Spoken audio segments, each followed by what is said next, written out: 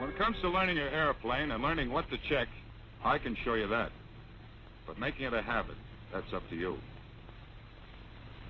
And this is where you make it a habit. Right here where you begin your training as a B-17 pilot. You've got a nice new airplane to start on. Got your forms, weather code, and radio charts? Right here, sir. Okay. Our chutes and other equipment are already in the plane. You know, this business of checking an airplane works two ways. It's life insurance for if you do, but it can be murder if you don't. Here's our engineer. Let's get on with our external inspection.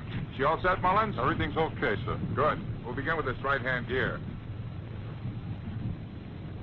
I always begin my external inspection here. It pays to have one definite starting place. You see, the idea is to make a circle tour of the plane, inspecting as you go. Circling saves steps for one thing, and there's less chance of overlooking something important if you go at it systematically.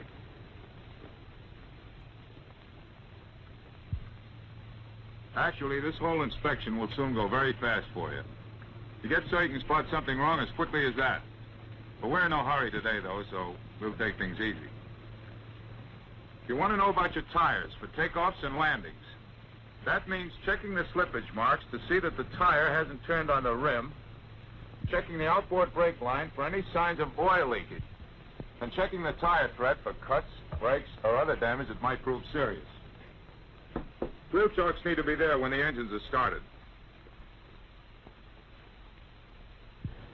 And the brake line here on the inboard side should be snug and dry like the other.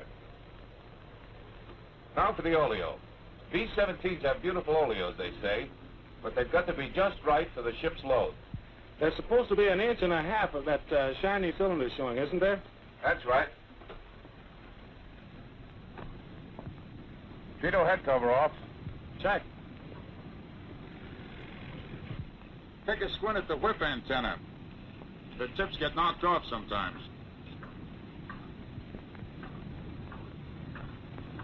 Get the hatch, will you, Sergeant? Yes, sir. Now for the other oleo and tire. When you're finished with this left-hand gear, examine the turbo wheel on this engine.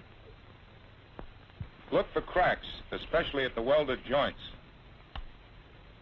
Check the wheel itself for clearance, 3/32 of an inch all the way around, and turn the wheel to check balance. Watch for broken or missing buckles in the wheel as you turn it. It doesn't hurt to check the mechanical linkage on the wastegate either. Check the cowling on the cell as you go. Want to make sure the Zeus fasteners are doing their duty. Spot the skin covering, access doors on the way? Yeah. Well, here we are at prop number 2. You know what to look for here? Sure. Nicks, dents, cracks? Right. When there are anti-iso boots on the prop, watch out for small stones wedged between the boot and the blade. And as you're examining all 3 blades, you take a glance at the prop governor. What for? To make sure there's no oil getting out, I guess, and to see that those control cables are snug. Check. Take a glance at the engine, too. Sometimes things get wedged between the fins of the cylinders and prevent your engine from cooling properly. All right, check number 1 engine, turbo, and prop, just as we did number 2. Okay.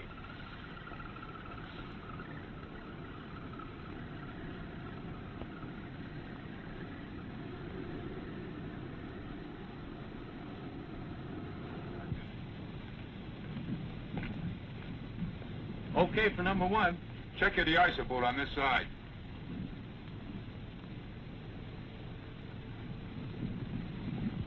And on your way back under the wing, see that all access doors and inspection doors are snugged down. The fabric on the aileron's worth checking. They sometimes put an external lock on these controls, don't they? Yeah, you want to watch out for that, especially at strange fields. Check the aileron trim tab to see if it's got too much play in it. Sometimes it has, and you want to know about it. That goes for all trim tabs. See that the various antennae are present and accounted for. That one is. And the command set antenna riding high.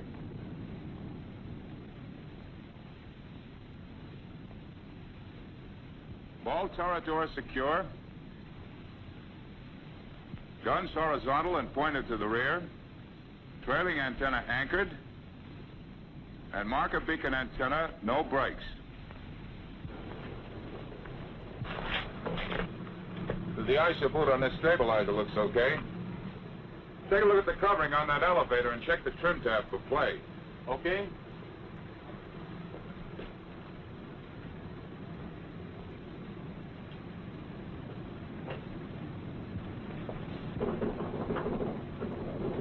Looks okay to me. Check the rudder covering and the rudder trim tab.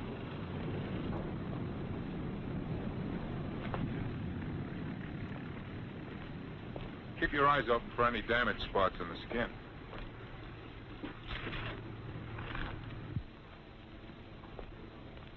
And while you're here, it's a good idea to see if you've got an elevator downspring. If it's on the airplane, you can see it easiest through this tail gunner's hatch. You see it up there on the elevator control arm? Yeah, don't all B-17s have them? A lot of them do, but you should check to make sure. Downspring will affect the trim of a ship, especially on landing.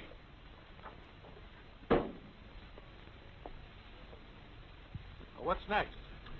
A repeat on the right wing of the inspection we made on the left, except, of course, there's no trim tab on the aileron. Check the underwing skin and access doors, engine 3 and 4, including the turbos and props. Do that yourself. I'll meet you here at the door. Right.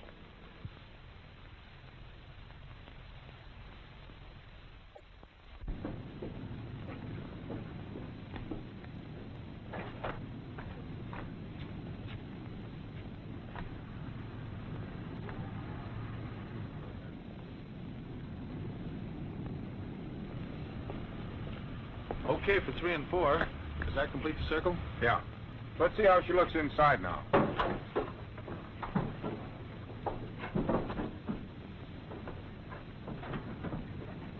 We'll start with the tail oleo. Is she like the others? Not quite. This baby should show about 2.5 inches of shiny cylinder. I see. Notice the equipment stowed in this section.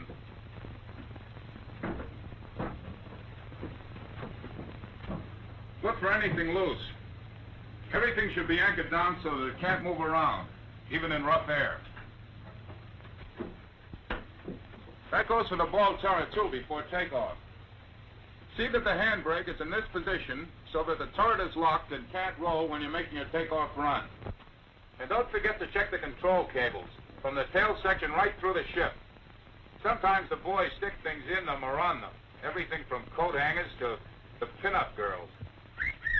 You see? But it's no joke if your controls get fouled up with equipment in flight.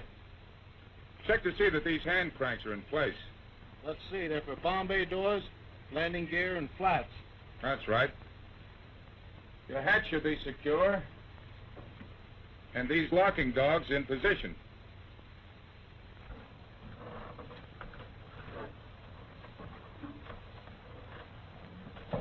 Another very important point comes up here. The plane's loaded weight and CG. They should all be computed for you before you get into the ship ready for you to check.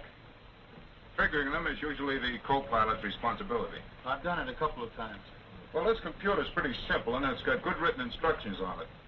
The important thing to remember is to use the computer that comes with the airplane. It's adjusted for that particular plane, and it might work on some other B-17. Well, the pilot is mainly interested in these figures from a flying standpoint, isn't he? You've got to check them before every flight, so you'll know exactly what the load is and where it is. Weight and CG affect the trim of a ship on takeoffs and its stability characteristics in flight. And you'll want to know exactly what the effect's going to be. Especially in combat. You can say that again, brother.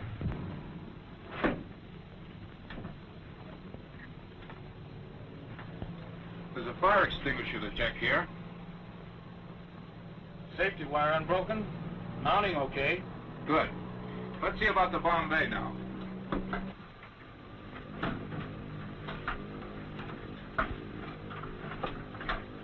We're carrying a Bombay tank here today, so any checking done in here can be done by your nose. Any fumes? No, guess not. That's the way you want it. This emergency bomb release here is worth a look. The lever's in place, so it's okay.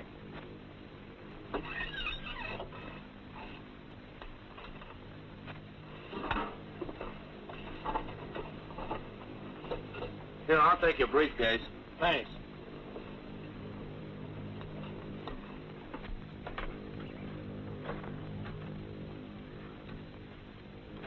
There's another fire extinguisher to check while you're up. It's to your left, right beside the door.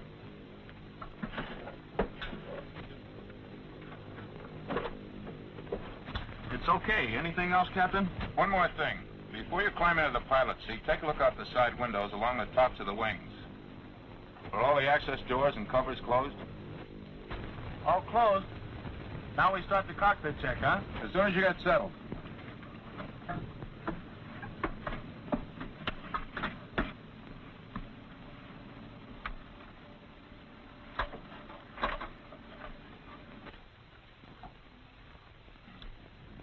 Here's a checklist for all standard cockpit procedures we go through, including this check we're going to make before starting the engines. Make this checklist a habit and stick to it, even when it seems unnecessary to you. Have your co-pilot read the items off to you, even though you could repeat them backwards from memory. It's just a simple list of reminders, but the simpler they seem to you, the more you'll need them. You see, your first impression of this airplane doesn't last. In no time at all, she'll seem a lot smaller to you. Now, you've still got 50 feet of airfoil and a pair of supercharged engines on either side of you. But you take them for granted. She handles so easily, and she flies so nicely. She's a comfortable 10-passenger baby carriage that just keeps rolling along, like Old Man River. She can do everything but think. But she can't think. You've got to do that. In combat, your mind is going to be full of a lot of things beside procedures. And yet, you can't afford to make your routine checks mechanically. They can't become automatic. And this is what keeps you thinking about them, along with everything else. Let's go through it. As co-pilot, I'll read each item off. Pilot pre-flight, we've covered that. Form 1A.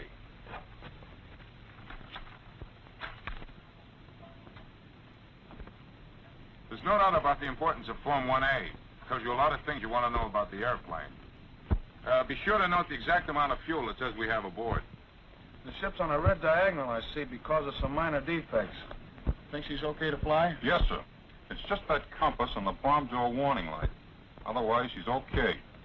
All right, then we'll sign the exception release required of the pilot under the circumstances.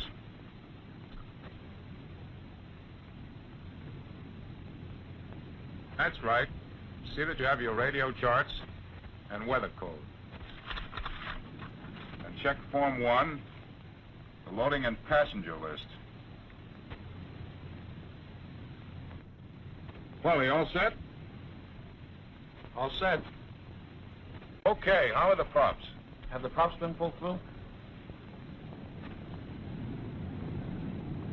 All okay, Lieutenant. They're just finishing number 4 now. Item number 3, controls and seats. Don't forget to fasten the seatbelt. Get your seat adjusted. The adjustment lever's on the outboard side. You want the rudder pedals within easy reach. Close enough that you can keep your back against the back of the seat and get full rudder. Okay for me. Fine. Now for the control check. Are the controls unlocked, rudder and elevators? They're unlocked. Better check the lock itself. Make sure it's all the way down and latched. Check. Now for the aileron lock. That red ribbon's there as a reminder. Unhitch the ribbon from the throttle. Check. And wind it around the locking pin. The pin goes in that clip on the side of the control column. Yes, sir. All of the control surfaces are visible from here. I'll check full right rudder and the elevator on my side, and you can see the rest of them from where you are. With the wheel forward, give a full right aileron and call out what you see. Right aileron up. Check, right elevator's down. Left elevator down, left aileron down. Now give a full right rudder.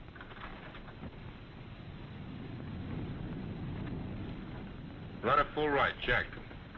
Now, nose up, full left aileron, and full left rudder. Left aileron up. Left elevator up. Rudder, full left. And right aileron down. I'll hold the controls now. Check the trim tabs. First, see that the tab indicators are in neutral. The rudder tab control in the floor.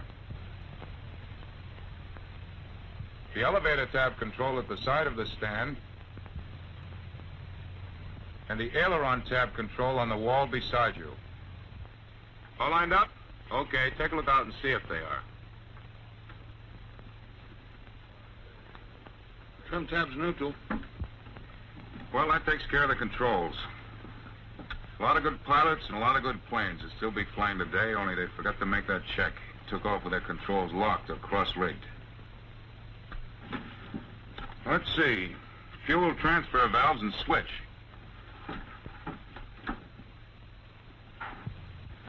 Off. Now, from here on until we start the engines, this cockpit check is a sort of a circle tour like our external inspection. Item number 5, intercoolers. Cold. Gyros. This one's uncaged, and so's the horizon. They always should be, shouldn't they? On this airplane, yes. We don't intend to do any fancy nip-ups. Fuel shut-off switches. Open. Landing gear switch. Neutral. Cowl flaps. Open right. Open left. Locked. You want all possible airflow around your engines when starting and warming up. Otherwise, local hotspots might develop that would ruin your cylinders.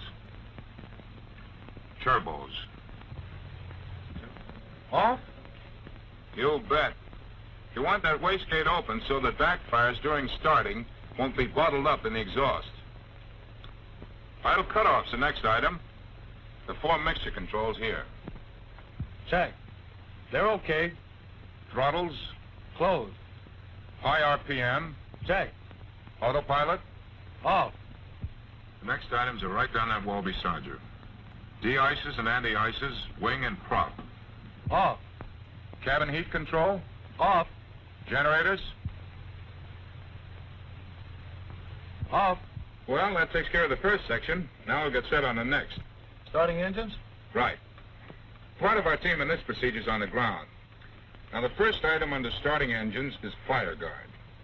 There should be a man with a fire extinguisher near each engine as it started. Now, he'll probably be out on your side since we start number 1 first, then 2, 3, and 4. Is he there? He's ready and waiting. Okay. But make sure there's no one near those props. Warn your ground crew. Props clear. All clear. Master and ignition switches. On. Batteries and inverters. We'll start by turning on the alternate inverter and using it to test our batteries.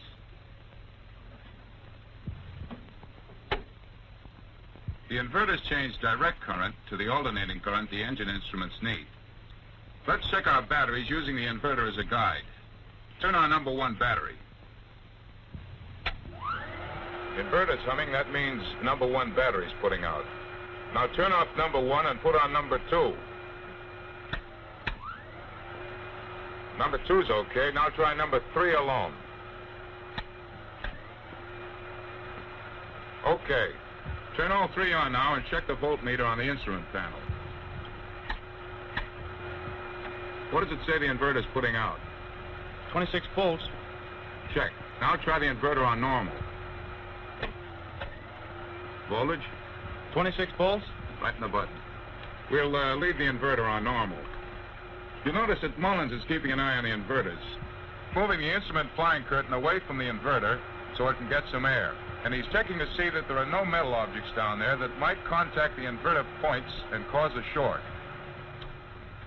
Another important point. Whenever possible, we use an external source of electrical power to start the engines. To save the batteries? Right. Reach out the window and give the mechanic this. And right to the jaw? That's a hand signal to connect external power. In this case, it's that portable generator you saw out there.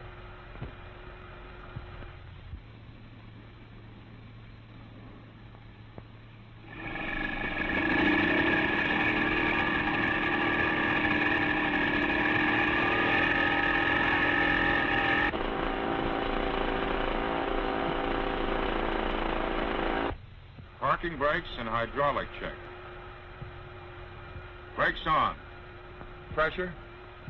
About 800. Check. Booster pumps and pressure. On? Check. Carburetor air filters on to keep dust out of the engine. Fuel quantity. Tanks 1, 2, 3, 4. Right and left. All full. Okay. We're all set to go. Signal to start number 1.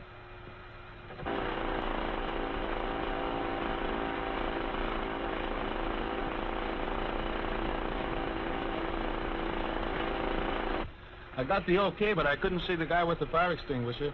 He's in back of the engine. You see, it's easier for him to direct the extinguisher into the engines from there, through the open cowl flaps, and there's less danger of his getting excited and running through the prop in case there is a fire. Adjust your throttle so they won't creep when the engines get going. Move the throttle lock up slowly and keep testing throttle movement until there's enough friction to hold the throttles firm, but you can still move them with a fair amount of ease. You got it? Yeah. Close your throttles right down against the bottom. Now we're going to crack them so we'll get about 1,000 RPM from our engines when they start. How far will that be? Oh, have to guess, but I'd say about 3/4 of an inch open. Move the inboards up past the outboards about that far. Now bring the outboards up even with the inboards.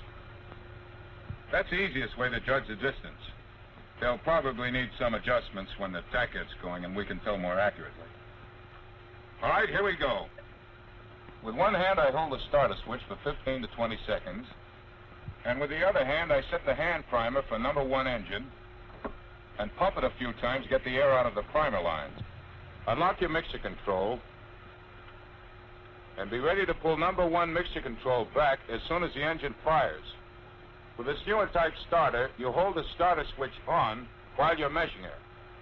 Okay.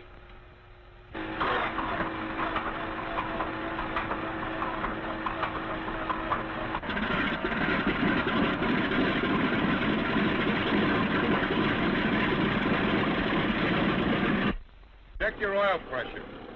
If it doesn't rise in 30 seconds, the engine has to be shut down and the trouble investigated. All right? Check your RPM. Adjust your throttle for 1,000. Number 1's okay. Signal to start number 2.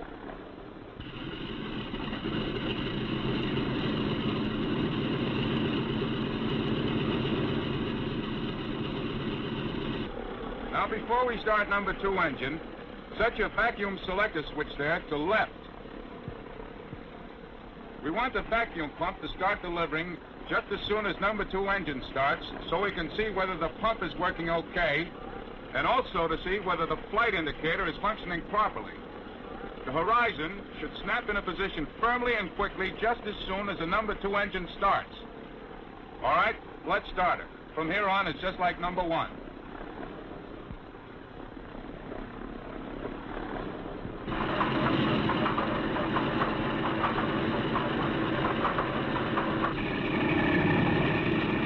Watch your flight indicator now. Okay. Check your other instruments for number 2 engine. Oil pressure, fuel pressure, RPM. Check. All right, 3 and 4 are just like number 1.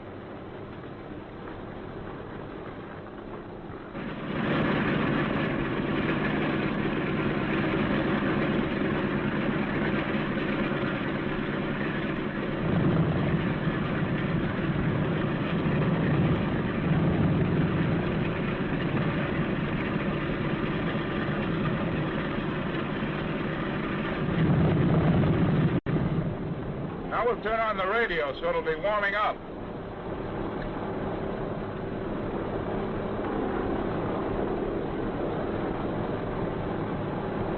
on your interphone. We can talk easier.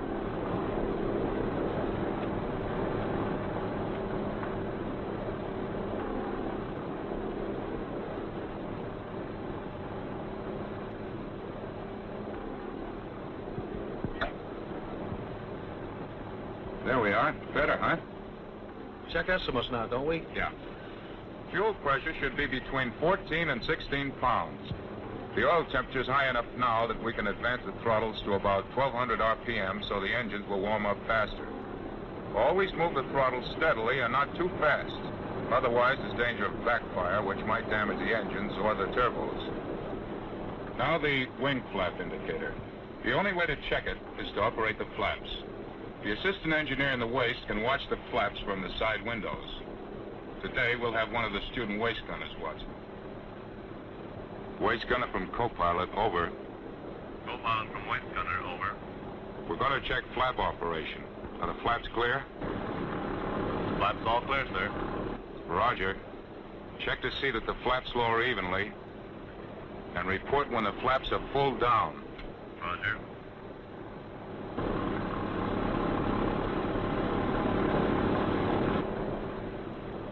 Full flaps. Check. Now report when zero flap position is reached.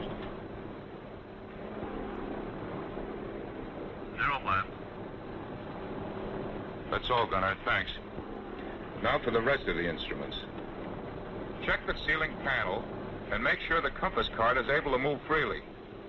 Hydraulic pressure? Still about 800. Suction gauge? 4. Okay, try it on the other vacuum pump. Same reading. Check. Turn the switchback to use the left vacuum pump on number 2 engine. Now see about our oxygen supply. About 350 pounds on each of them. Okay. If we were going to high altitudes today, we'd also check our oxygen equipment and test it, and call every member of the crew for a report when they've done the same. See that the various warning lights on the panel are working, and I'll check these on the carburetor air filters.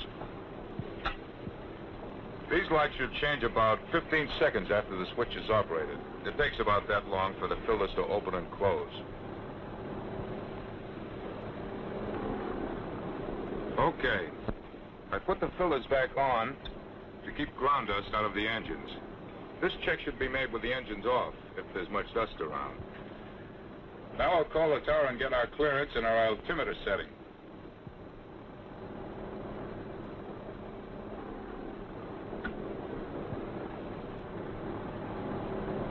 Alden Tower, this is 230641, over.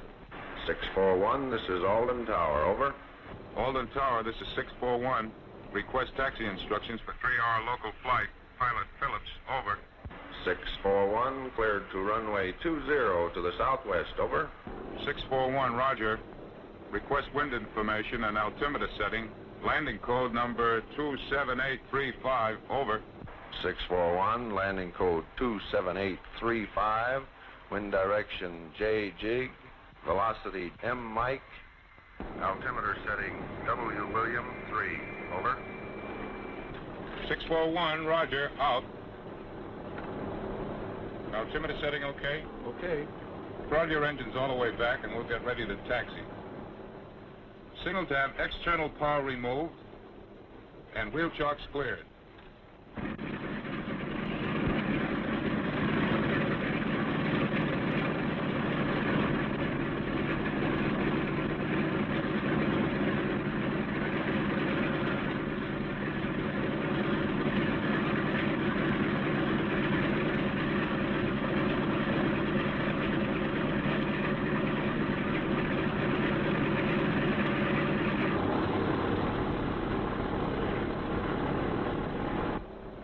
Mechanics are clear. Get your throttle set for taxiing. You'll be using the 2 outboard engines to maintain directional control. Reset your friction brakes so they'll handle easily. All set? All set. Tail wheel unlocked. Brakes off.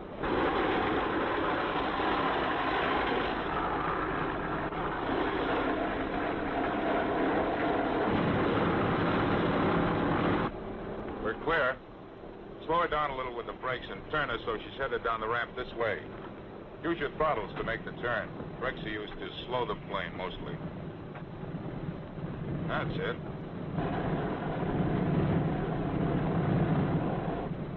Always keep the wheels rolling while you turn. If you use the brakes too much on a turn, you'll pivot on the tires. And I've seen brand new tires split right off the rims of a heavy ship because of pivoting. In any case, it grinds off rubber.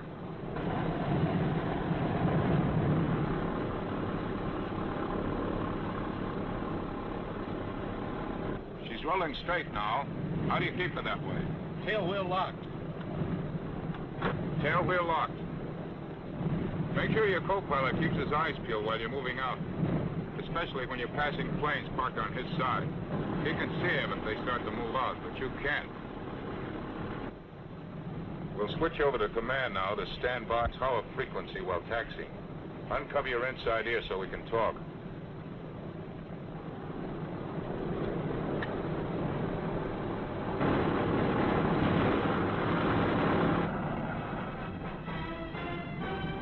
We'll turn onto this taxi strip here.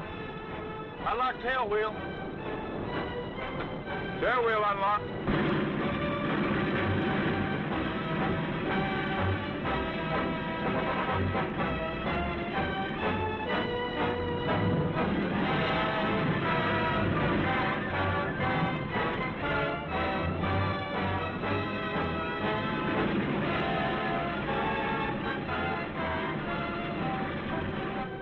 We'll use interphone now until ready for takeoff.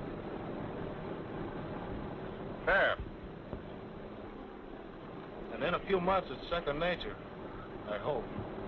Well, as a matter of fact, it'll come to you pretty fast. But don't count too much on that second nature stuff. Count on this. The checklist doesn't skip anything. You might, even after 1,000 hours. I'll buy in every time. Roger. How far you can go with her and still stay friends. That's important. And men like our instructor have lived with this airplane long enough to become pretty good friends with her. So his job is just a matter of giving you the benefit of his experience. The procedure's pretty well standardized, and you'll learn to be thankful for that. Routine, like this circle tour of the airplane at the start, for instance, makes the student's life a lot simpler. In the cockpit, you'll learn to follow the checklist, because it helps you to keep your mind on your work. Detail's important when you're flying a big bomber, and using the checklist means you don't overlook a thing.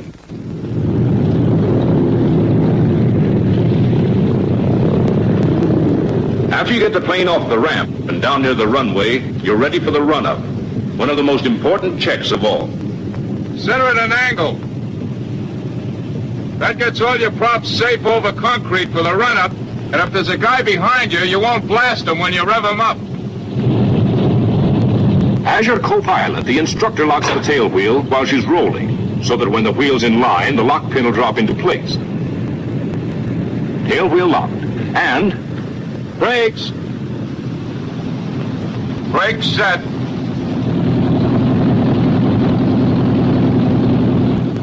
Maybe here you'll switch to interphone. Easier to talk that way. Then the checklist again, and the instructor's command to check trim tabs. Set them at 0. Elevator trim tab, rudder, aileron. Then, Before the run-up, always check your oil temperature. You ought to have at least 40 degrees before beginning the run-up. Why not close cowl flaps and hurry it up a little? It might mean trouble. If you close them, you get uneven cooling, local hot spots, mental fatigue. I get it. Just like bending a wire back and forth until it breaks. That's it. Exercise turbos? Right. you advance throttles to 1,500 RPM for turbo exercise. And you know why it's important. To get warm oil circulating through the turbo regulators. If regulator oil is stiff or congealed, the turbo wastegates won't react properly. One avoidable cause of a runaway turbo on takeoff. Leaving turbos on, you do a repeat on the props. Give them plenty of time to change pitch.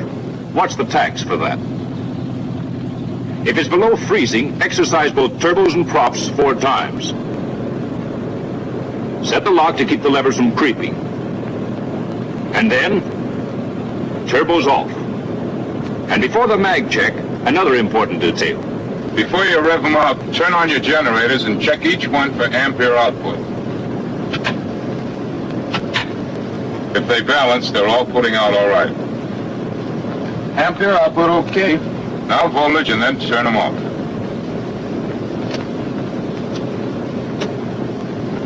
$28.5 on each. Generators checked and off. Check mags at 28 inches, starting with number 1.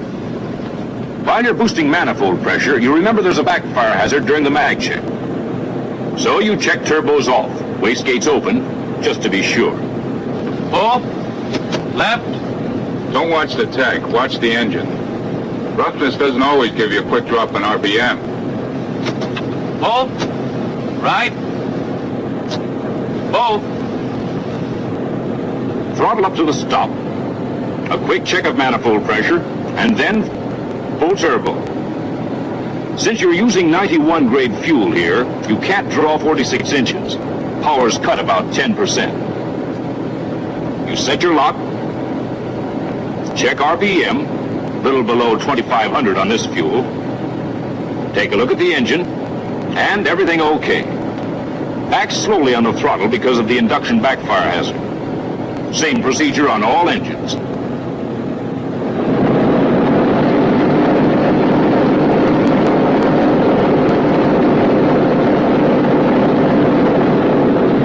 Act to command to call the tower for takeoff clearance, and you're off to the races.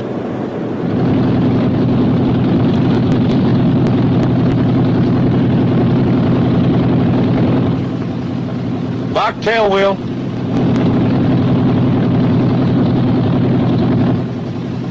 Parking brakes. Hold it with your feet on the runway. Less hazard if you have to get away fast. Gyro. Set the gyro compass and check your compass heading against the heading of the runway. Gyro set. Generators.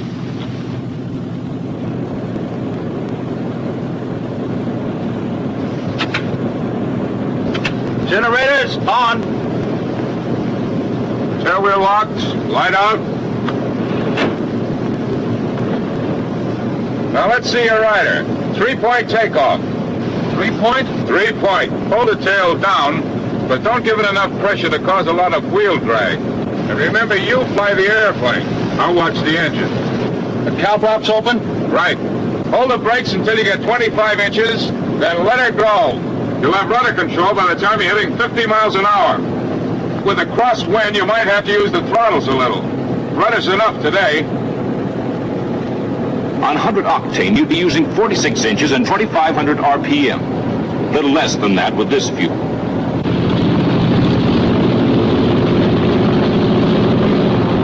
You'll leave the ground at around 100 miles an hour.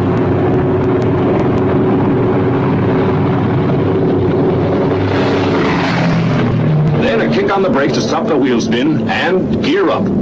Get rid of that drag fast. In takeoff emergencies, the bare belly is better than wheels. Check the light, visual inspection later. 130, safe airspeed for power reduction. Manifold pressure first, pilot's job, but today your instructor does it. Then RPM. You'll find it all in the tech orders and your checklist. Co-pilot trails cowl flaps, returning each valve to the locked position. Check your landing gear. Up left. Up right. And when your flight engineer gets an okay on the tail wheel, the switch is returned to neutral. Things happen fast on the takeoff, and it's easy enough to tense up a little. You did well enough, but... Don't fight her, she won't throw you. On our next takeoff, you'll reduce power. I'll just make the final adjustments. Hold your airspeed to 135 on the climb. What's our power setting? 35 inches, 2,300. Let's switch back to interphone again. Do you always use this power setting for climbing? Yes, with 91 grade fuel and up to 30,000 feet. If you're climbing on instruments, you should hold your airspeed at 160. Are you keeping her trimmed? Turbo and throttle settings always depend on altitude. For instance, if we'd taken off from a sea level field, we wouldn't need turbo or even full throttle for the early part of the climb. Another thing, always cut down manifold pressure before RPM. What's your altitude? We're nearly 1,000 feet above the field. Fuel boost pumps off? At 1,000 minimum. Check fuel pressure before and after. Gives you another check on engine fuel pump operation. Look at your manifold pressure. Manifold pressure will creep up steadily on the climb if you don't watch it. As free air pressure decreases on the climb, the pressure differential across the turbo buckets increases. Gives you higher turbo speed and more pressure from the blower. What about carburetor air filters? Turn them off at 8,000. Don't often hit dust above that. In emergencies, though, you can use them up to 15,000. Dust that high? No, not dust. Carburetor icing conditions. So now they're ice filters. In a way, yes. Filters off. Filters take air from inside the wing. In the kind of weather that ices up carburetors, air inside the wing is drier and warmer than that you'd get from the ram air intake. Filter lights green, filters off. Check your manifold pressure. Turning the filters off increases the manifold pressure about 1.5 inches. With carburetor icing conditions, of course, you'd use intercoolers hot, but you won't normally get carburetor icing above 12,000. And up there, you always want intercoolers cold. Thin air means higher rate of compression from the supercharger, and compression makes heat. In the wrong places. Nearly always in the wrong places. You level off at 10,000 feet and cut her down to the proper setting for maximum long-range performance on 91 grade fuel. Manifold pressure down first to 28 inches. RPM next. You make this adjustment with one eye on the airspeed indicator, because you use whatever RPM needed to get 150 miles per hour indicated. In this case, with your conditions, 1,600 RPM. Then fuel mixtures to auto lean. And your co-pilot closes cowl flaps since you have a safe margin in head temperatures. What about the other power settings? Why'd have used 3, modified for 91 grade fuel. Takeoff power, 5 minutes maximum, continuous operation, climbing power, and maximum long range. They're all there on the panel. The power setting used in normal cruising is always figured from your flight conditions. Desired range, fuel available, weather conditions, altitude, gross weight, and perhaps 1 or 2 other things. In special cases, you'll always figure your best power setting from your flight computer. All settings are arrived at scientifically. Don't improvise, plan the way they're written. And always keep an eye on your mixtures. In auto lean, don't use more than 29 inches with 91 grade and 2,000 RPM.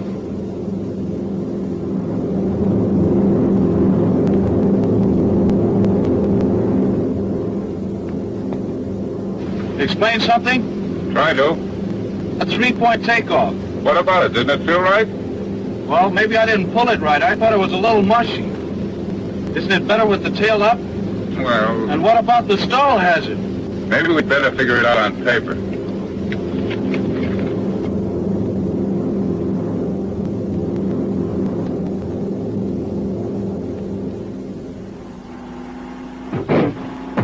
Well, here we are.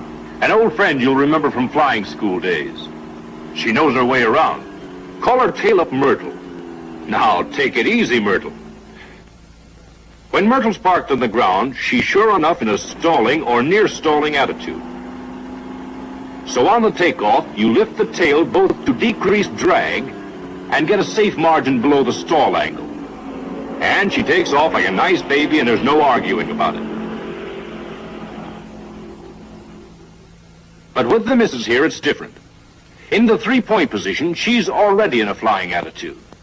On the takeoff run, the relative wind's parallel to the ground. So say the ground makes one leg of your angle of attack. Chord line makes the other leg. Angle of attack in 3-point attitude, about 10 degrees. But with power on, the stalling angle for this airplane is about 19 degrees. So when you hold the tail down on the takeoff, you have a nice cozy margin of 9 degrees below the stall angle. And when you leave the ground, the path of the relative wind changes, so that the angle of attack actually decreases. You get maybe another 4 degrees of safety, and you haven't a care in the world. Now let's dig a little deeper. Think of the forces at work when you take off as a team of little guys who are in there working for or against you all the time. For instance, gross weight of the airplane. On the ground, he bears down hard on the landing gear. When we're ready to start the takeoff run, you'll meet a pal of his, wheel drag. The harder gross weight bears down on the wheels, the bigger and stronger wheel drag gets.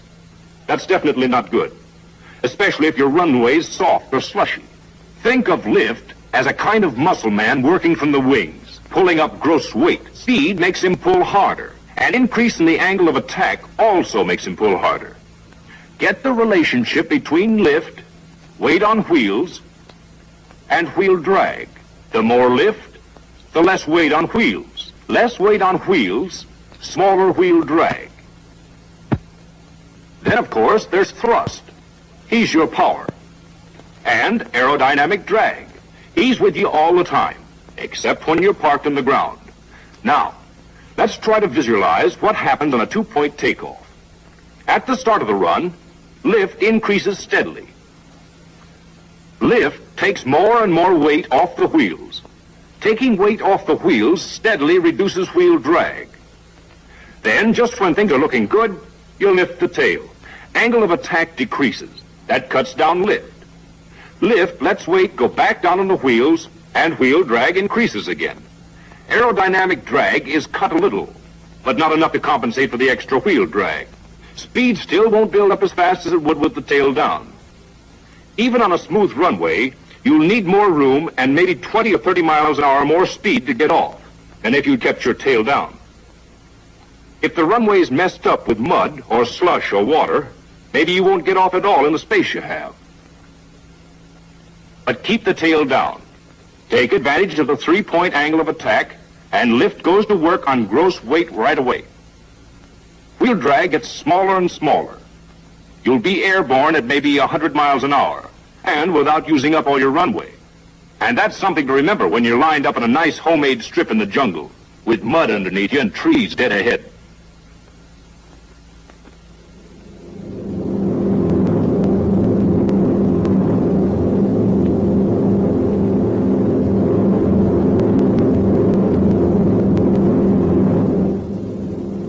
Well, how do you like her?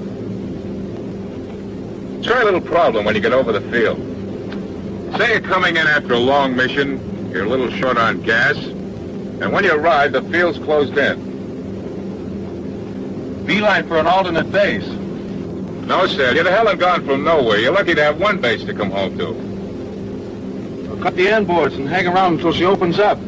Well, you're to hover all right, but don't cut the inboards. She'll burn more coal on 2 than she will on 4 on long-range settings. Think it over.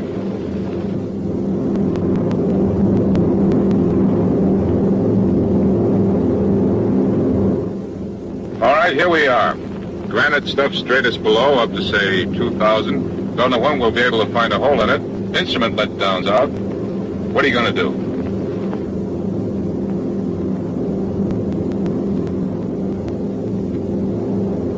Don't you like it up here?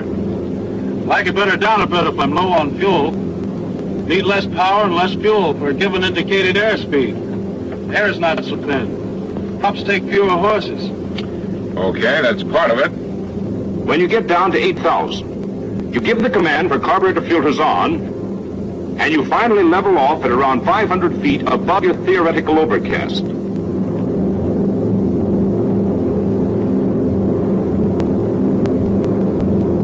When you level off above the overcast, the idea is to keep from going places. Now, that's simple. Cut your speed down to 120, even if you have to reduce your RPM to 1250 to get it. Try it first with 1400 RPM.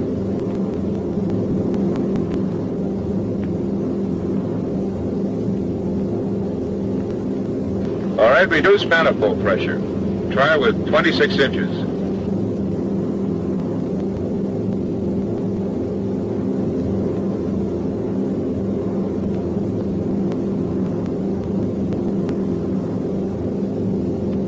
Jettison the Bombardier? Now, your weight's all right. You've used up most of your gas on the way home, and I hope you didn't bring any bombs back. Put your RPM down a little more. 1250 is the minimum.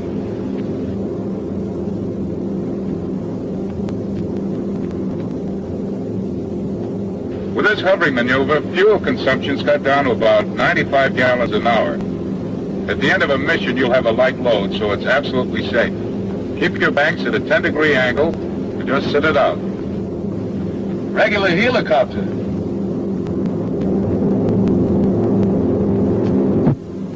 Time to go in, then. Landing instructions from the tower, weather, altimeter setting, and back to work again.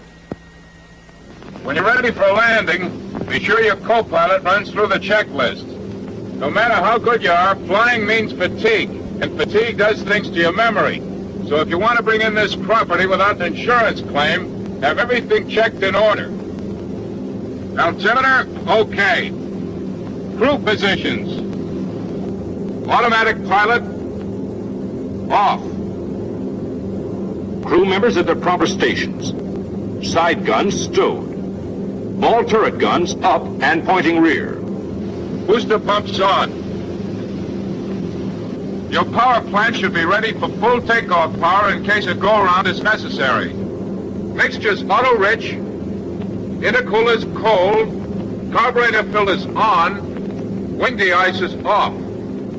That's important. Wing de-icer operation changes the stalling characteristics of the airplane.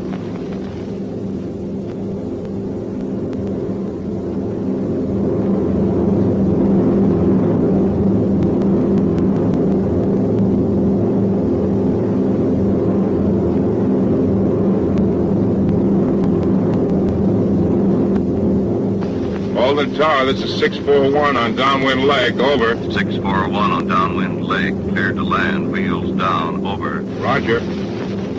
Landing gear down.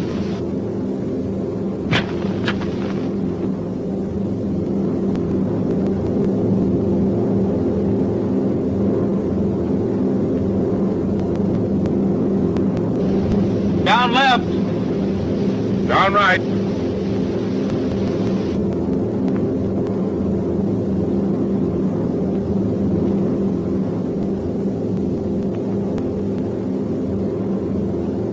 Tail wheel down, trailing antenna in.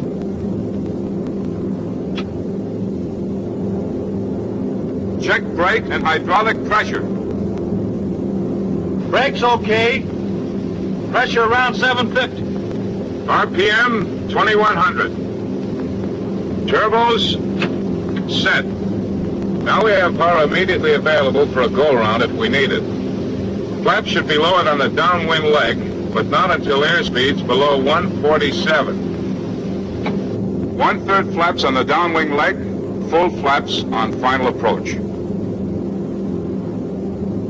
And if you have to go around, you don't need to milk up your flaps. They'll come up slowly enough.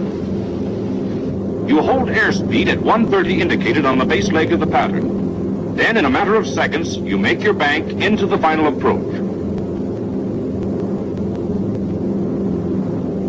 Full flaps. High RPM. 120. 115. Don't close your throttles until you're sure of a landing. 112. 110. Breeze on.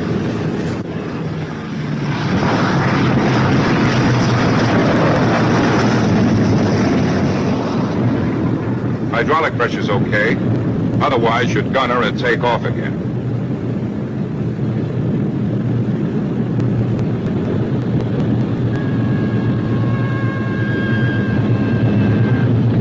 Hull flaps open and locked. Turbos, off.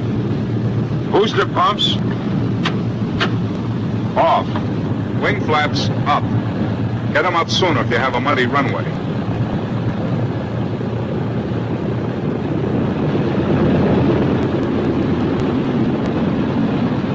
Tail wheel unlocked.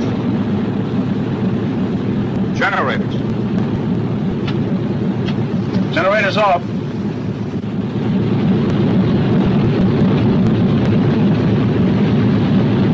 Cutting the inboard engines is the co-pilot's duty normally. The pilot should keep his mind on his taxiing. But it's quiet on the hangar apron today, and the instructor asks you to do it. Good thing, too, since you weren't too sharp about it. You can cut your inboards now. Check turbos off first. You need engine oil pressure to open the wastegates. No, rev them up to 1,000 before you cut them.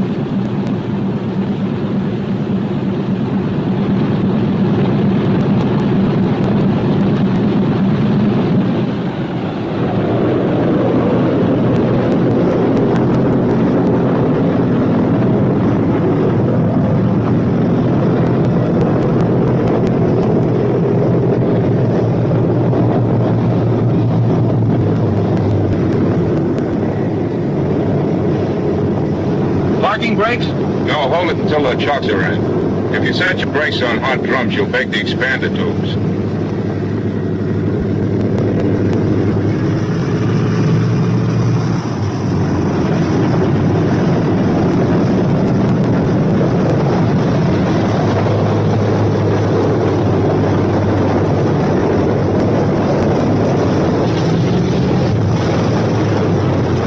Don't turn off the ignition until the engines have stopped turning over.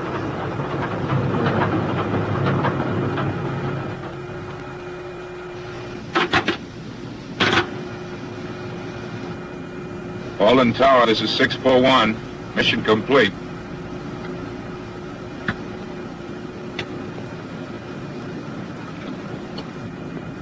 See that all other switches are off before turning off the batteries and the main line. Booster pumps off. Landing gear, wing flaps, neutral. De-icer, anti-icer off. Inverters? Inverters off only when the instruments have returned to neutral. Inverters off. Batteries off. Main line off. Lock control surfaces.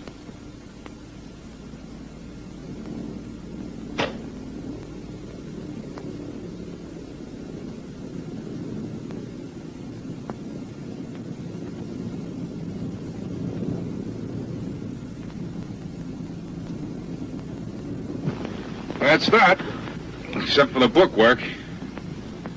Just give them the facts. One more thing.